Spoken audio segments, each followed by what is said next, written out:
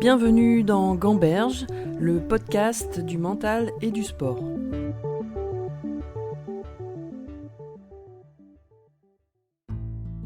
Mon invité d'aujourd'hui a grandi à la montagne, où ses premiers pas vers le ski se sont faits naturellement. Après quelques années, il découvre le ski acrobatique, auquel il va y préférer le côté spectaculaire et pourra en même temps assouvir son sens du spectacle. Il va ensuite intégrer l'équipe de France, et en 1988, le ski boss n'est alors qu'en démonstration aux Jeux Olympiques de Calgary, mais il réussit à décrocher une médaille de bronze. Il va connaître la consécration à domicile et où la première fois la discipline sera reconnue comme olympique. En 1992, à Albertville, il va marquer les esprits et faire connaître son sport à la France entière en décrochant la première médaille d'or olympique de sa discipline. Il réussira à gagner à nouveau une médaille de bronze aux Jeux Olympiques de 1994 et décidera, à 26 ans, de prendre sa retraite après un troisième sacre au championnat du monde à domicile en 1995. Aujourd'hui, j'ai le plaisir de pouvoir discuter du mental avec Edgar Gros-Piron. Donc la première question est toujours la même à chaque invité, c'est de savoir le début, le démarrage. J'ai vu que tu avais démarré le ski très jeune et que tu n'avais pas apprécié le ski alpin. Donc qu'est-ce qui te mène vers le ski acrobatique ? Ouais, effectivement, j'ai commencé, j'avais 18 mois, c'est l'âge auquel mes parents m'ont mis sur des planches. Il faut savoir que mes parents s'étaient rencontrés dans un club de ski dans le Jura où mon père habitait et ma mère avait un chalet, enfin mes grands-parents une résidence secondaire dans ce tout petit village de l'Elex dans le Jura. Et comme ils vivaient les pieds dans la neige tout l'hiver, ils m'ont tout de suite, dès que j'ai su marcher, en fait, mis des skis aux pieds. Puis c'est parti comme ça. Et en fait, de début jusqu'à 10 ans, j'ai plutôt été un autodidacte. J'ai jamais pris un cours de ski et j'ai toujours été livré à moi-même sur les pistes, ce qui me convenait très très bien. Quelques années ont passé à l'Elex dans le Jura. Et mes parents ont déménagé à Avoria et là encore, pied dans la neige. La Avoria, la particularité, c'est une station sans voiture. Donc en fait, tous les gens se déplacent en après-ski ou ski au pied. J'ai associé le ski à la liberté et c'est pour ça, je pense que j'ai adoré le ski. Et quand je me suis retrouvé à l'âge de 10 ans, puisque mes parents avaient là pour le coup déménagé à Annecy, donc je me suis retrouvé à la ville et je voulais continuer à skier, la solution la plus simple à cet âge-là, c'était de faire du ski alpin au club des sports à la Clusaz. Mon père était copain d'enfance avec le directeur du club des sports de la Clusaz. Sauf que je me suis retrouvé encadré dans un club avec des horaires, un terrain de jeu qui faisait une piste et sur cette piste, un slalom, en fait, qui déterminait où est-ce que je tournais à droite et où est-ce que je tournais à gauche. Donc, en fait, ça m'a privé complètement de cette liberté, de cette évasion et ça a duré 2 ans et ça a été beaucoup plus frustrant qu'épanouissant, en fait. Mais du coup, t'aurais pu faire, je sais pas, du tennis, n'importe quel autre sport. Qu'est-ce qui t'emmène après vers le ski acrobatique ? L'environnement tout simplement. Alors effectivement, l'été, je jouais au tennis. Mes parents faisaient de la voile ou du golf. L'environnement principal, c'était le ski. Mes parents travaillaient dans l'univers du ski et ils travaillaient aussi quand on était à Avoria avec un grand champion, Jean Vuarnet, qui était champion olympique de ski. Mes parents tenaient son magasin de sport et ensuite ils ont créé une société ensemble de distribution d'articles de sport, de marques italiennes.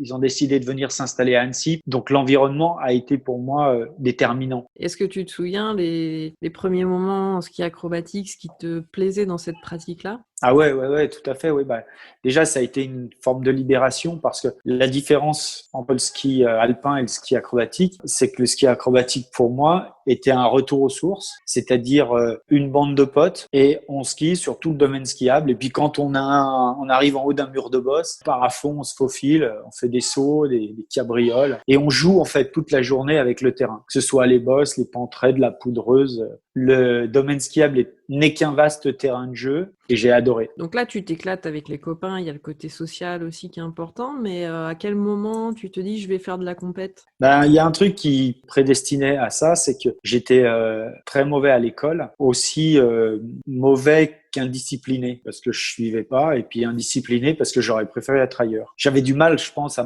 me concentrer, préférais faire un peu le clown devant les autres élèves de la classe. En fait, ce qui m'intéressait, c'était de les faire rire. Beaucoup plus que d'écouter ce que la maîtresse ou le maître ou le prof avait à nous enseigner. Donc, je pense pas que j'étais vraiment fait pour aller à l'école. Et le ski était pour moi une telle fenêtre d'expression qui me correspondait, qui me permettait de me défouler, qui me permettait de partir à l'aventure, de partager avec des mecs qui avaient la même passion. Le choix était vite fait. Alors, j'avais 14 ans, vraiment, quand j'ai fait le choix, mais j'ai eu des parents qui ont été compréhensifs parce que c'est eux qui m'ont laissé le choix. Ils m'ont pas dit tu fais des bosses ou faut que tu ailles faire des études, il faut que tu deviennes tel ou tel métier. Ils m'ont dit fais un choix, c'est ta vie, ça te regarde, faudra l'assumer. Enfin, ils voyaient bien qu'à l'école c'était pas terrible et qu'en ski, je m'amusais. Mais vous êtes en 1983, 84, le ski de boss c'est pas connu, pas un sport structuré, personne n'en a jamais vécu. C'est un truc de ski bum américain, les ski bums aux États-Unis, c'est les vagabonds. C'est des vagabonds du ski, c'est des gens qui vivent dans leur roulotte et qui vont d'une station à une autre faire des courses à price money. Donc il y avait absolument aucun avenir et il fallait être courageux en tant que parent pour dire à son gamin fais un choix quoi, sans avoir l'arrière-pensée, l'échec en arrière-pensée. Et donc, moi, je leur ai dit, je veux faire du ski. À partir de là, mon père m'a dit très bien, mais tu as intérêt à réussir parce qu'à 18 ans, on te fout dehors. Donc, le deal était clair, mais le projet aussi. Qu'est-ce que voulait dire le mot réussir dans la bouche de mon père? J'en sais rien. Mais moi, je savais ce que ça voulait dire pour moi. Pour moi, c'était être le meilleur du monde.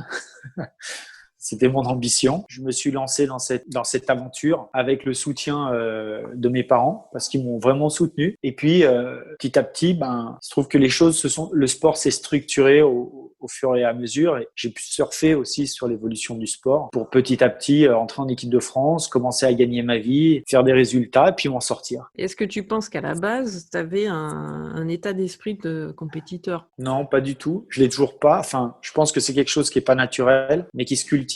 J'ai appris, d'ailleurs, j'y crois fermement, mais c'est encore quelque chose sur lequel je réfléchis aujourd'hui. Mais j'ai appris au travers de ma carrière sportive que champion, c'était pas un statut, c'était un état d'esprit et qui pouvait se cultiver quel que soit le métier. Tout le monde y a accès. Il suffit d'avoir conscience de clés ou des fondamentaux de cet état d'esprit et après de les mettre en pratique. C'est pas très difficile à faire, mais faut les trouver quand même. Parfois, il faut passer, moi c'est mon cas, il faut passer par des accidents, des blessures ou des grosses remises en question, comprendre les clés de cet état d'esprit-là. Et c'est souvent pas dans les moments les plus délicieux, plus naturellement tendance à se remettre en question que dans les moments délicieux où finalement on se contente d'aller faire la fête et puis pour repartir plus.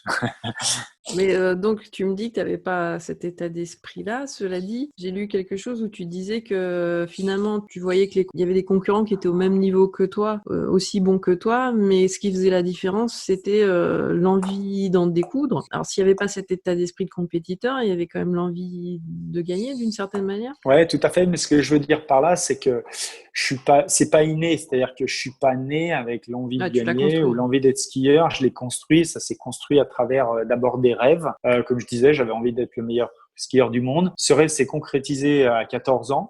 C'est devenu un projet. Et la différence entre le rêve et le projet, c'est que le projet est beaucoup plus concret, moins utopique, puisqu'il y a une échéance. Pour moi, c'était 18 ans. Il y a un métier, c'était skieur de boss. Et puis un niveau à atteindre. Il y avait déjà là les ingrédients de l'ambition. Et c'est sans doute la base quand on veut réussir quelque chose ou la base de l'état d'esprit, c'est d'avoir déjà une vision de ce qu'on veut réussir, d'être capable de se projeter dans un avenir qui nous enthousiasme et qui fait qu'on sait pourquoi on se lève le matin. Alors, ça suffit pas pour faire le job, hein. C'est difficile de garder le cap, justement, si on n'a pas d'objectif. Je dis toujours, c'est déjà pas facile d'atteindre un objectif qu'on s'est fixé. Alors, aller atteindre un objectif que vous n'êtes pas fixé, c'est se laisser balader par les éléments. C'est ne pas être capable, de ne pas prendre le contrôle, finalement, de sa vie ou de son destin. Et je pense que s'il devait y avoir, si les champions avaient une chose en commun, c'est qu'ils prennent en vie leur destin. Mais justement, toi, ça illustre vachement bien le fait qu'à 14 ans, tu prends cette décision de t'engager pleinement. Est-ce que tu penses que c'est ce risque-là, entre guillemets, qui te permet derrière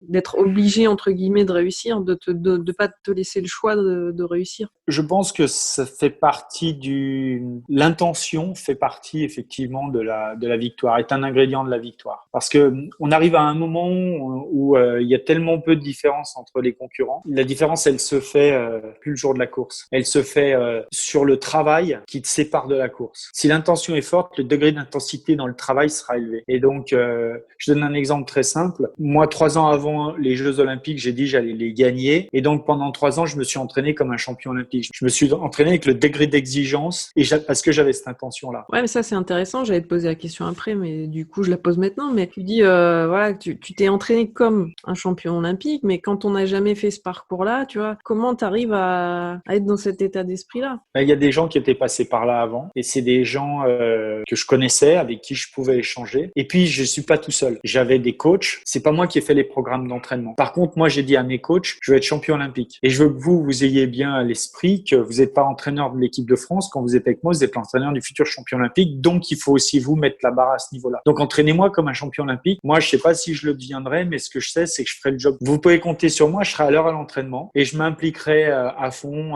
dans ce que vous me demandez. Et du coup, ça les a obligés eux aussi à se mettre dans la peau de l'entraîneur d'un champion olympique. Et ils n'ont jamais été entraîneurs d'un champion olympique, ils n'ont jamais été aux Jeux olympiques, mais ils ont posé des questions à des gens qui l'étaient. On a inventé, on a créé, on a inventé, mais on s'est mis au niveau. Alors au niveau physique, au niveau technique, on essaye d'aller exploiter le potentiel. Puis au niveau mental, c'est-à-dire au niveau de l'approche de la compétition, c'est plus là qu'il y a des vrais sujets. Parce que par exemple, mon copain de Chambray et donc d'équipe de France, Olivier Alamand, qui a d'ailleurs fait médaille d'argent aux Jeux, quelque part, c'est toujours dit et s'est auto-persuadé que c'était une course comme une autre. Et le jour de la course, il a été un peu dépassé par l'enjeu, la tension, le truc particulier. Et ça peut expliquer en partie pourquoi j'ai réussi à passer devant.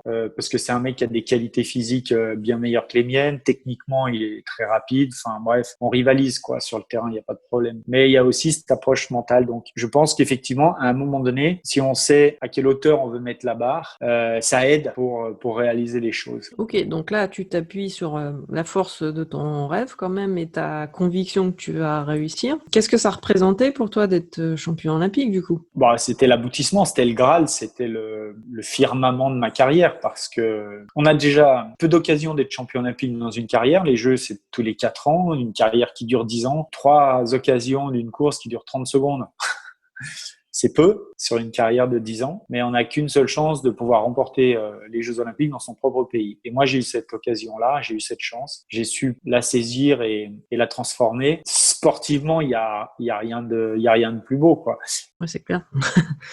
J'ai lu aussi que tu avais dit que quand tu étais jeune, tu avais gagné une petite médaille et que tu t'es rendu compte que tes parents étaient fiers de toi. Et je me suis posé la question de si cette fierté avait été un moteur pour toute ta carrière, pour ce que tu as réalisé aussi. Parce qu'il faut toujours un moteur dans ce qu'on fait finalement. Et ce moteur, il est relationnel, à mon avis. Ouais. Il est relationnel et il est uniquement relationnel. C'est-à-dire que le ski de boss en soi n'est pas un moteur, mais le ski de boss comme objet participant à la fierté de mes parents ou au regard fier que mes parents portent sur moi, pas parce que je fais du ski de boss, mais parce que quelque part, ils voient que je me dépasse, ils voient que je réussis des choses, ils voient que je transcende l'adversité, que je gère correctement la pression, parce que je suis professionnel, que je me discipline, que je me pose, que je me concentre. Donc, le moteur est relationnel. Le ski de boss me renvoie à une image positive dans le regard des gens que j'apprécie, qui sont importants à mes yeux, et donc il devient motivant. Je me posais la question aussi, puisque j'ai eu d'autres champions olympiques là pour ce podcast, et ils ont en commun d'avoir vécu ce grand succès dans leur vie, mais je me pose la question toujours de l'après. Est-ce que ça se digère, et comment ça se digère finalement d'avoir atteint un objectif, un rêve? Qu'est-ce qu'il y a derrière aussi cet objectif-là? Ouais, moi, j'ai appris à mes dépens que quand un rêve est devenu réalité, il n'existe plus puisqu'il est réalisé. Un rêve, c'est une quête. Quand on est arrivé au bout du chemin à destination, par définition, la destination n'a plus de sens puisqu'on y est. Et d'ailleurs, André Comte-Sponville l'explique très très bien dans une de ses conférences. Il dit si l'objectif c'est d'être champion olympique et que cet objectif a du sens, tant que tu l'es pas, c'est un objectif. Tu sais dans quel sens aller, tu sais quel sens ça donne. Ça mobilise tes sens aussi. Quand l'objectif est réalisé, il faut redonner du sens à l'avenir. C'est pour ça qu'il faut être capable de se reprojeter une nouvelle fois, se retrouver une vision.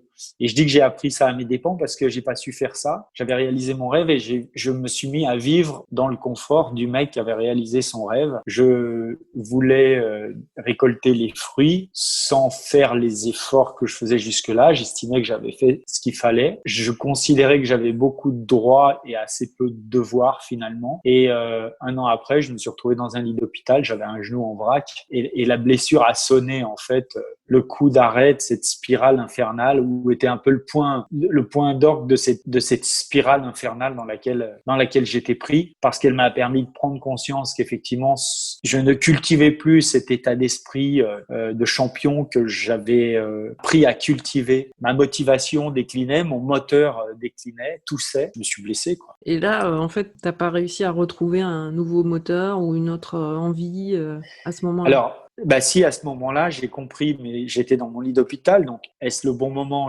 C'est toujours trop tard pour prendre conscience d'un échec, puisque l'échec, il est là, ou d'une blessure, puisque la blessure, on l'a subie. Une crise, on l'a subie. C'est toujours trop tard.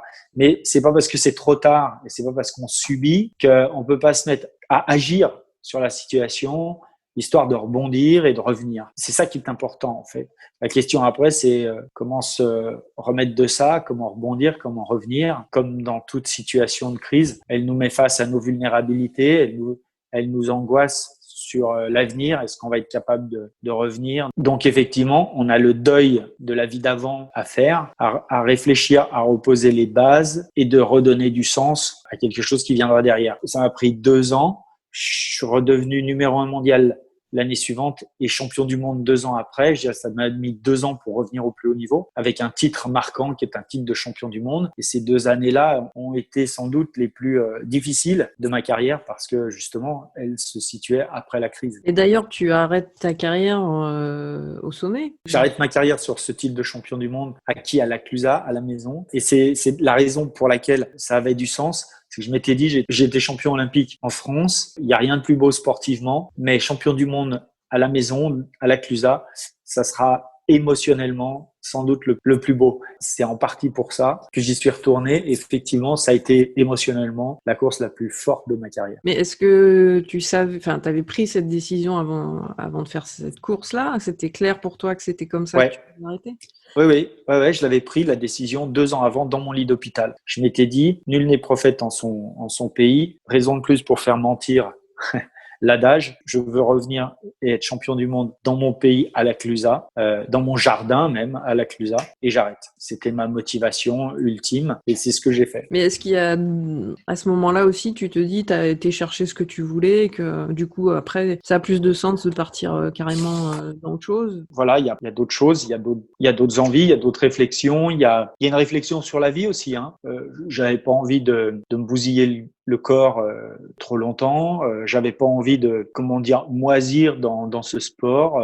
J'avais pas envie de faire la saison de trop. Ou j'avais pas envie d'être là pour exister. J'avais pas envie d'être là simplement, pour combler le manque, combler le vide. Non, moi je faisais ça pour performer. C'est pas le seul truc qui m'intéressait. Je prenais du plaisir à faire ça, mais ce plaisir n'avait de sens parce qu'il était partagé avec des gens qui me faisaient confiance, en qui j'avais confiance, et parce qu'on tendait vers la performance. Ça donne de la saveur aux choses. C'est fantastique d'avoir la chance de vivre une passion, et je le savais, et je le sais toujours, une chance inouïe de pouvoir vivre de sa passion. Il y a malheureusement peu de gens, ou en tout cas pas assez de gens, qui ont cette chance-là de pouvoir faire quelque chose qui les passionne, qui les enthousiasme, de pouvoir viser haut, de pouvoir, c'est-à-dire dominer son métier. C'est pas écraser les autres, c'est s'extraire du lot par ses qualités intrinsèques, se distinguer en fait de la meute. Moi, j'ai trouvé un certain bonheur, une certaine jouissance à ça. Ouais, et en parlant de jouissance, tu mettais l'importance du plaisir aussi dans ce que tu faisais. Et parfois, quand on est en quête de performance, c'est compliqué d'avoir toujours ce plaisir. Comment toi, tu as cultivé cet équilibre entre plaisir et performance? Alors, quand je parle de jouissance, en fait, c'est une grande satisfaction. C'est une satisfaction du travail accompli, du devoir accompli. Il y a une grande satisfaction de ça, et c'est en ça que je parle d'une forme de jouissance. Et puis il y a le plaisir. Et je distingue vraiment le plaisir et la satisfaction. Parce que le plaisir, pour moi, je le trouve dans l'amour du métier. Et ce qui me plaît le plus dans ce métier, c'est qu'il me permet de répondre à mes besoins. C'est ce que je racontais tout à l'heure. Mon besoin de liberté, mon besoin de m'évader, mon besoin de découvrir, mon appétit pour la découverte. On a la chance quand on fait de la compétition de haut niveau de beaucoup voyager. Mon besoin d'être dehors, de me défouler. J'aime d'abord ce métier pour ça. Et puis j'aime ce métier parce que il me force à être meilleur. J'aime la compétition. Et là encore, c'est pas battre les autres qui m'intéresse. C'est arriver à, à aller chercher mon plein potentiel et à livrer ce plein potentiel dans des moments à fort enjeu, quand il y a de la tension. J'aime ce sport parce que c'est un sport spectacle. Je préfère faire le spectacle parce que j'aime faire rire les gamins, mes copains à l'école, et j'adorais faire le spectacle en ski de boss. Donc j'aime aussi cette adrénaline-là du spectacle, du show. Et donc le plaisir vient de l'amour du métier. Il vient aussi de l'exigence. Non, il peut être justement, le plaisir peut être tué par l'exigence. Parce que l'exigence, c'est souvent des efforts à faire quand on travaille sur ses faiblesses et qu'on essaye de les améliorer. Et plus on s'acharne sur ses faiblesses, plus l'exigence devient une forme de maltraitance, une forme de harcèlement qu'on s'inflige à soi-même et qui, au final, ne nous fait rien gagner. Au contraire, on va faire des efforts colossaux pour des résultats médiocres qui dureront très peu de temps. Mais quand l'exigence est calée au bon endroit et qu'on va travailler ses forces et qu'on va chercher à les optimiser, ça va tout changer. Parce que c'est là qu'on va trouver un certain plaisir, une certaine confiance. Et plus on va être exigeant sur ses forces, tout en étant indulgent sur ses faiblesses, évidemment, on peut pas être bon partout. Et plus on va se tirer vers le haut et se distinguer de ses adversaires. Et ça aussi, c'est quelque chose qui procure du plaisir dans le métier. Retrouvez-moi pour la deuxième partie de cet entretien dans le prochain épisode.